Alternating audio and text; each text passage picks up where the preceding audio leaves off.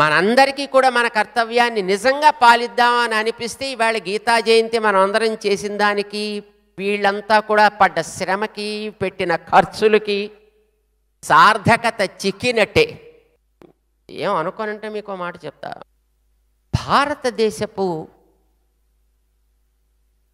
విధానాలని, భారతదేశానికి సంబంధించినటువంటి సంస్కృతిని ప్రపంచ దేశాలన్నీ కీర్తిస్తున్నాయి,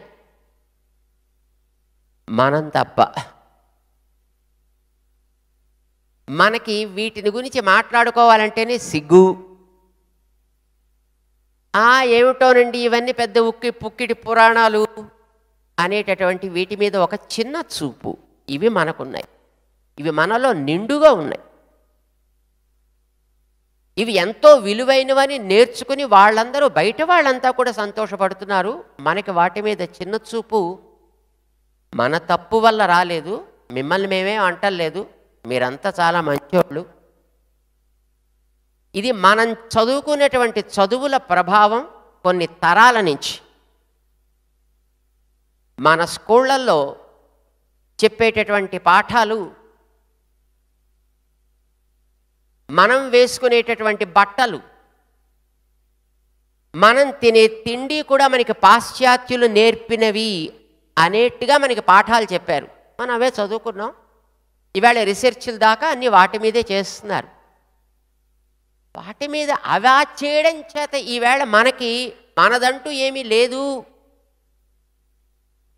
పైగా మనకి ఏదో ఒక 2000 సంవత్సరాలు క్రీస్తు పూర్వం నుంచే అసలు మనం బట్టలు కట్టడం నేర్చుకున్నాం తప్ప అంతకుముందు మనకి బట్టలు కట్టుకోవడం తెలియదు, తిండి తినడం కూడా చేత కాదనే పాఠాలతోటి మనం పెరిగాం. మనకి ఇప్పుడు భగవద్గీత, ఇందాక వారు చెబుతూ మా గంగాధర్ గారు 5000 సంవత్సరాల క్రితం భగవద్గీత ఉంది. 17.5 లక్షల సంవత్సరాలకి పూర్వం రామాయణం ఉంది. అంతకుముందు ఇతర అవతారాలు ఉన్నాయంటే ఏవో ఇవన్నీ పుక్కిటి పురాణాలండి, కథలు బాగా రాసుకున్నారు. పుస్తకాల్లో మాత్రం ఋషులు బాగా రాశారులేండి. ఇవి మనకి వాళ్ళు రాసిన కట్టు కథల్లాగా అనిపిస్తున్నాయే తప్ప వాస్తవాలుగా మనం వాటిని గుర్తించటం లేదు అనేది మీరందరూ కూడా ఒక్కసారి గమనించాలి.